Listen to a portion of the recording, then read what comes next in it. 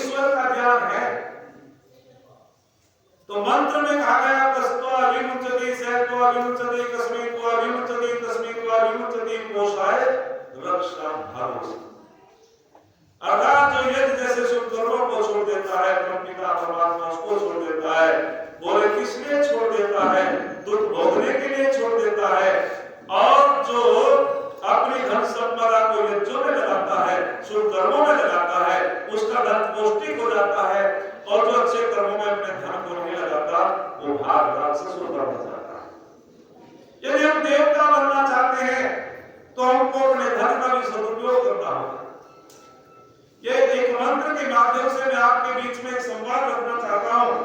हमारे राजे महाराजे कितने बड़े याजिक हुआ करते थे, वेदों के विद्वान होते थे। कहते हैं कि एक बार की घटना है, एक राजा चित्र हुए और राजा चित्र ने अपने मंत्री को बुलाया और मंत्री को बुलाकर के कहने लगे कि छोटे छोटे यज्ञ तो परिवार में होते रहते हैं, क्यों ना एक बड़ा पुत्र ले। मंत्री ने की बहुत अच्छा।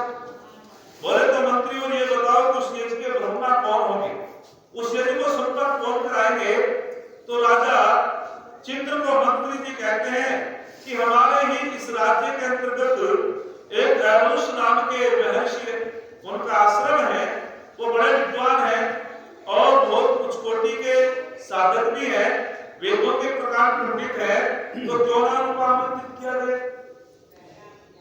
तो राजा ने कहा सूचना दो। बोले नहीं, आपको ही निमंत्रण देना पड़ेगा, आपको ही जाना पड़ेगा। तो राजा कटी वस्त्र बांध करके नंगे पैरों महर्षि आश्रम, महर्षि आरुष के आश्रम में जब प्रवेश करते हैं और महर्षि आरुष कहते हैं कि आओ राजन, आज हमारा सौभाग्य है। कैसे आना हुआ? बोले ऋषिवर, हम एक बहुत बड़ा यज्ञ करना चाहते हैं वेदों का, और हम उस यज्ञ के ब्रह्मा आपको बनाना चाहते हैं, उस यज्ञ को संपन्न कराएं। ऋषियों ने कहा बहुत अच्छा। सामान की सूची दे दी गई और राजा को तिथि निश्चित करके बता दी गई। राजा ने यज्ञशाला का निर्माण किया, व्यवस्थाओं में जुट गए सब, लेकिन जो तिथि निश्चित की थी उस तिथि की इंतजार है। एक बीच में समस्या आ गई, ऋषि को कोई आवश्यक काम पड़ा। ऋषि ने कहा अपने ब्रह्मचारी बाली के नाम का ब्रह्मचारी कि मुझे तो कहीं आवश्यक जाना पड़ा बेटे, आप उस यज्ञ के ब्रह्मा पद को सुशोभित करके राजा चंद्र के यज्ञ को संपन्न कराना। बोले ठीक है गुरुजी। अब जैसे बाली के नाम के ब्रह्मचारी वहां पहुंचे, उन्होंने आसन था ब्रह्मा का, ब्रह्मा के आसन पर बैठा दिया गया ब्रह्मचारी को, और यज्ञ की सारी तैयारियां पूरी हो चुकी थी। और ब्रह्मचारी से राजा ने कहा, राजा बहुत विद्वान था, ब्रह्मचारी से कहा ब्रह्मा पद को सुशोभित कर रहे हो, लेकिन एक शंका है, मैं आपसे कुछ बात पूछूं यज्ञ के विषय में। बोले बिल्कुल। तो राजा चित्र ने कहा कि मैं पूछना चाहता हूं, आप यज्ञ के ब्रह्मा हो, कि यज्ञ किसमें प्रतिष्ठित है, यज्ञ का आधार क्या है? बाली के नाम का जो ब्रह्मचारी था मौन हो गया और उसके पास कोई उत्तर नहीं था। जब उसके पास कोई उत्तर नहीं था तो वो वहां से उठा और अपने गुरु के आश्रम में चला गया। अब आचार्य ऋषिवर ने कहा ब्रह्मचारी जी बड़ी जल्दी ये संपन्न करा गए। बोले अभी तो शुरू भी नहीं हुआ। तब संपन्न की बात कर रहे हो, अभी तो शुरू ही नहीं हुआ। बोले क्या हुआ? कि राजा चित्र ने मेरे से पूछा कि यज्ञ किसमें प्रतिष्ठित है, यज्ञ का आधार क्या है? और ऋषि कहने लगे इस बात का तो मुझे भी पता, यदि मुझे पता होता तो मैं तुझे भी बताता। अब दोनों के दोनों साथ चल दिए कि क्यों ना समाधान राजा से हो जाए। अब जब दोनों के दोनों एक साथ राजा के पास गए तो राजा ने उनका आतिथ्य किया, खड़े होकर के सत्कार किया। बोले ऋषिवर पहले तो आना नहीं चाह रहे थे और अब आप आ गए। तो ऋषि ने कहा आपने तो कहा था मुझे आवश्यक काम पड़ गया। बोले बिल्कुल आवश्यक काम था। बोले अब क्या हुआ? बोले मुझसे भी आवश्यक कि जो आपने मेरे शिष्य से पूछा यज्ञ किसमें प्रतिष्ठित है, यज्ञ का आधार क्या है, इस बात को मैं भी नहीं जानता। तो राजा चित्र ने कहा कि आप भूल गए, जानते तो हो, क्योंकि कर्मकांडी व्यक्ति को पढ़ने का समय कम मिलता है, कर्मकांड में लगा रहता है, स्वाध्याय का समय नहीं मिल पाता। बोले आप कर्मकांड ज्यादा कराते हो ऋषिवर, जानते तो आप हो। तो उन्होंने कहा कि फिर भी मैं भूला हुआ तो वो भी बताओ। तो राजा चित्र बहुत विद्वान थे। देखो दो विशेषता होती है, कवि जो होता है छोटी बात को बढ़ा करके व्याख्यान करता है, और ऋषि जो होता है बड़ी बात का सूत्र में उत्तर देता है, ये विशेषता होती है। तो राजा बहुत विद्वान थे। उन्होंने कि बताओ यज्ञ किसमें प्रतिष्ठित है। तो राजा ने एक सूत्र में कह दिया कि यज्ञ तो वेदों में प्रतिष्ठित है, अर्थात यज्ञ का आधार तो वेद है। अच्छा, यज्ञ के विषय में कौन बताता है, बोलो, वेद ही तो बताता है, वेद मंत्री तो बताता है। बोले वेदों में प्रतिष्ठित है, वेद आधार है यज्ञों का। लेकिन ऋषि ने कहा बहुत अच्छा मौका मिला, उत्तर तो मिल गया, किससे अच्छा अवसर क्या मिलेगा, राजा को घुसाना पड़ेगा। श्रृंखला आगे बढ़ी प्रश्नों की। उन्होंने कहा मैं पूछना चाहता हूं राजन, वेद किसमें प्रतिष्ठित है।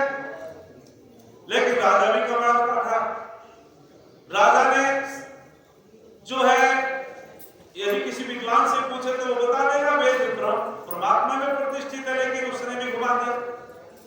उसने कहा वेद तो ब्राह्मण की वाणी में प्रतिष्ठित है। हाँ जी बोलो, वेद तो ब्राह्मण की वाणी में प्रतिष्ठित है। अच्छा, यदि ब्राह्मण विद्वान वेदों का प्रचार ना करे, क्या पता चलेगा विपिन जी? नहीं चलेगा। एक मौन आहुति दी जाती है। जब हम आख्यायिका पढ़ते हैं, वर्णन आता है उपनिषदों में कि मौन आहुति क्यों, तो कहते हैं कि एक बार वाणी में और मन में बहस छिड़ गई। मन कहने लगा मैं बड़ा हूं, वाणी कहने लगी मैं बड़ी हूं। बोले इसका निर्णय कौन करेगा कि प्रजापति आचार्य विद्वान। अब दोनों के दोनों प्रजापति के पास पहुंचे। प्रजापति से दोनों ने शंका रखी। प्रजापति ने की वाणी से कि तू कैसे बड़ी है। बोले यदि मैं ना बोलूं तो दूसरे लोगों को क्या पता चलेगा, मैं इसलिए बड़ी हूं। मन कहने लगा यदि मैं मंथन ही ना करूं, चिंतन ही ना करूं, मेरे अंदर संकल्प विकल्प ना हो, विचारों का कुछ मन ही तो होता है, तो मैं इसलिए बड़ा हूं, तो वाणी बोलेगी क्या। पहले मन में विचार आते हैं, वाणी तभी तो बोलती है। अब प्रजापति ने चिंतन किया, बोले बिल्कुल ठीक बात है। तो प्रजापति ने निर्णय दे दिया कि मन ही बड़ा है। वाणी रुष्ट हो गई और वाणी कहने लगी आपने तो पक्ष लिया है आचार्य, आपने पक्ष लिया है, मन को बड़ा बता दिया, और याद रखना कि तुम संतुष्ट हो गई, नाराज हो गई। जब तेरा नाम आएगा मैं मौन हूं, मैं नहीं बोलूं। तो इसलिए प्रजापति की मौन आहुति बोलो दी जाती है। और याद रखना, एक होता है मिलने वाला, एक होता है मिलाने वाला, एक होता है जिससे मिलना। जब मिलाने वाला कौन, बोलो, मिलने वाला कौन, मिलना किससे है, मिलाने वाला मन, मिलने वाला जीवात्मा, और मिलना है बोलो परमात्मा से। जब परमात्मा के सानिध्य में चला जाता है योगी ऋषि, वहां वाणी का व्यापार नहीं चलता, वहां वाणी का कोई व्यापार नहीं चलता। तो उसने कहा जब तुम्हारा प्रजापति का नाम आएगा तो मैं मौन हो जाऊंगी। तो इसलिए मन मन में आहुति दी जाती है। आगे श्रृंखला बढ़ी। बोले अच्छा ये बताओ ब्राह्मण की वाणी किसमें प्रतिष्ठित है। तो राजा भी बहुत विद्वान था। राजा ने कहा वाणी तो मन में प्रतिष्ठित है, जो मन विचार करता है वाणी उसी को तो बोलती है। हमारे आचार्य जी, आचार्य वीरेंद्र शास्त्री जी सहारनपुर वाले बताया करते हैं कि जब मैं गुरुकुल में पढ़ता था, मेरे साथ में बंगाल के ब्रह्मचारी पढ़ते थे, श्वेपन कुमार, सौरभ कुमार। तो वे जब छुट्टी से, अवकाश से घर से वापस गए गुरुकुल में, तो उन्होंने कहा काला जादू सीख कर है, बंगाल का जादू बड़ा नामी जादू का सा। जब हम छोटे छोटे थे लोग कहा करते थे कि ये तो आदमी की मक्खी बना देते हैं। अब पता चला बाद में आदमी कोई नहीं बना सकता, लेकिन उस समय हम समझते थे। तो उन्होंने क्या एक जादू सीख कर आए। बोले क्या जादू सीख कर आए? बोले जब तुम मन में चिंतन करोगे हम तुम्हारे मन की बात बता देंगे। कमाल की बात है। बोले बताओ कि मैं हम दो विकल्प देते हैं आपको, एक लोटा एक थाली, जो तुम सोचोगे वो बता देंगे। तो कहते हैं आचार्य जी कि हमने जो है उनकी परीक्षा ली। बोले सोच लिया? तो आचार्य जी की सोच ली। बोले थाली सोची? बोले थाली सोची नहीं। फिर कहा सोच लिया? दूसरे ने कहा हाँ सोच लिया। बोले लोटा सोचा? बोले मैंने भी मन में लोटा सोचा था। लेकिन वो स्वयं ब्रह्मचारी कहने लगे आप समझ नहीं पाए। बोले भाई वास्तविक तुम तो जादू सीख कर, बोले जादू तो कुछ नहीं, ये तो मनोविज्ञान की बात है। बोले क्या? कि जो तुम मन में चिंतन करते हो और एकदम जैसे वाणी से बोलते हो, जल्दी में वही बोलते हो जो मन में सोचते हो। जब हम पूछते क्या सोचा तो तुम कहते सोच ली। हम एकदम पकड़ लेते हैं कि तुमने थाली सोची, तुरंत वाणी उसी को बोलती है जो मन चिंतन करता है, मंथन करता है। तो वाणी किसमें प्रतिष्ठित है? कि मन में। बोले अच्छा वाणी किसमें प्रतिष्ठित है? बोले मन अन्न में। हमारे बुजुर्ग लोग कहते हैं जैसा खाए अन्न, बोलो वैसा होगा। जैसा खाते अन्न, अन्न का सूक्ष्म भाग मन बनता है। उसने कहा अच्छा मन किसमें प्रतिष्ठित है? बोले अन्न किसमें प्रतिष्ठित है? वर्षा। उन्होंने कहा कि अन्न जल में। क्या बिना जल अन्न की उत्पत्ति हो सकती है? बोलो नहीं हो सकती। कि जल में। बोले अच्छा यूं बताओ जल किसमें प्रतिष्ठित है? बोले तेज में, हृदय में। जब व्यक्ति बोलते बोलते उसको पसीना आ जाता है, जब मेहनत करते हैं किसान लोग पसीना आ जाता है, तो इससे क्या आभास होता है? जब व्यक्ति का शरीर गर्म होता है तो पसीना आता है, जल पानी निकलता है। जब ज्यादा भीषण गर्मी पड़ती है तो लोग कहते हैं वर्षा होने वाली है। गर्मी वर्षा का कारण है। थोड़ी देर के बाद में मिला देना, जब इस काल का हम बता रहे आराम से बैठिए। तो क्या जब ज्यादा गर्मी होती है तो क्या कहते हैं लोग बात? क्यों बहती कि वर्षा होने वाली है। तो उन्होंने कहा जल तो तेज में, अग्नि में प्रतिष्ठित है। उन्होंने कहा अच्छा ये बताओ अग्नि किसमें प्रतिष्ठित है? बोले अग्नि आकाश में प्रतिष्ठित है। बोले अच्छा आकाश किसमें प्रतिष्ठित है? तो उन्होंने कहा आकाश ब्रह्म में प्रतिष्ठित है। किसमें बोलो? ब्रह्म में प्रतिष्ठित है। फिर उन्होंने कहा अच्छा ब्रह्म किसमें है? अरे ब्रह्म तो स्वयं ब्रह्म में है। अच्छा कोई मूल का भी मूल होता है? हाँ ना क्या करो भाई, कोई मूल का मूल होता है क्या? सूर्य का कोई सूर्य नहीं हो सकता, मूल का कोई मूल नहीं हो सकता। यहाँ समाधान हो चुका था वैसे, लेकिन राजा भी कमाल का था। बोले आकाश तो ब्रह्म में है और ब्रह्म स्वयं ब्रह्म में प्रतिष्ठित है। अर्थात ब्रह्म तो स्वयं ब्रह्म में होता है, मूल का कोई मूल नहीं होता।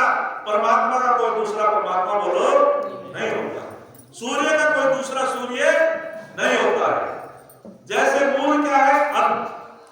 अन्न से कितने प्रकार का व्यंजन बना लेते हैं। अन्न रोटियों, जो रोटी भी बना लेते हैं, और अब जो है पकौड़ी बना लेते हैं, हलवा बना लेते हैं। दूध मूल है, उससे खीर भी बना लेते हैं, पनीर भी बना लेते हैं, रसगुल्ले, रबड़ी, अनेक प्रकार का दही मट्ठा बना लेते हैं। लेकिन मैं आपसे पूछना चाहता हूं क्या इन सब से मिलकर के दूध बना दोगे? बिल्कुल नहीं। एक सिद्धांत की बात हो समझने की है। अन्न से, आटे से हम जो है रोटियां बनाते हैं, कचौड़ी पकौड़ी बना लेते हैं। क्या इन सब से मिलकर के आटा बना लोगे? नहीं बन सकता।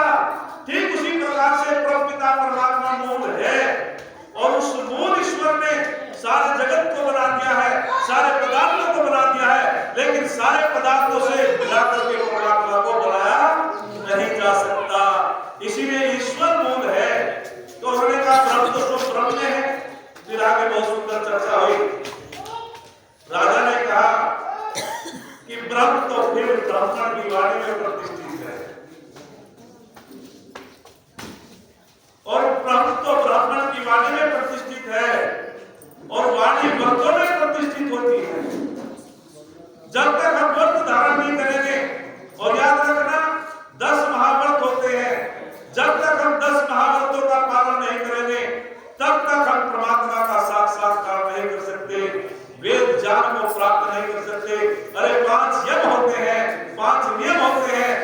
वहां 10 महाव्रतों को जो धारण कर लेता है, निश्चित रूप में याद रखना, वह वर्ती व्यक्ति ही परमात्मा का साक्षात्कार करता है। वही एक प्रकार से याजिक होता है। तो जो वर्ती होता है वह याजिक होता है। हम व्रतों को धारण करेंगे तब यज्ञ करेंगे। तो कहां से गाड़ी शुरू होगी? यज्ञों से। और समापन क्या होता है? जो वर्ती होता है वो याजिक होता है, जो याजिक होता है वो वर्ती होता है। निश्चित रूप में हमको व्रत धारण करना चाहिए कि हमें अपने जीवन में यज्ञ को धारण करना है। इसीलिए हमको अच्छा व्रत धारण करना चाहिए।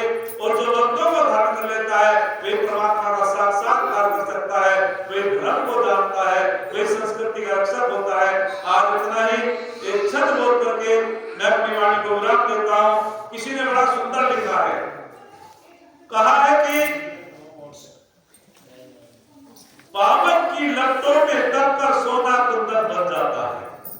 पावक की लपटों में दबकर सोना कुंदन बन जाता है। भाव शुद्ध हो तो छोटा सा धागा रक्षा बंधन बन जाता है। संघर्षों की भट्टी में कपना छोटा कोई काम नहीं। त्याग और साधना से मानव माथे का चंदन बन जाता है।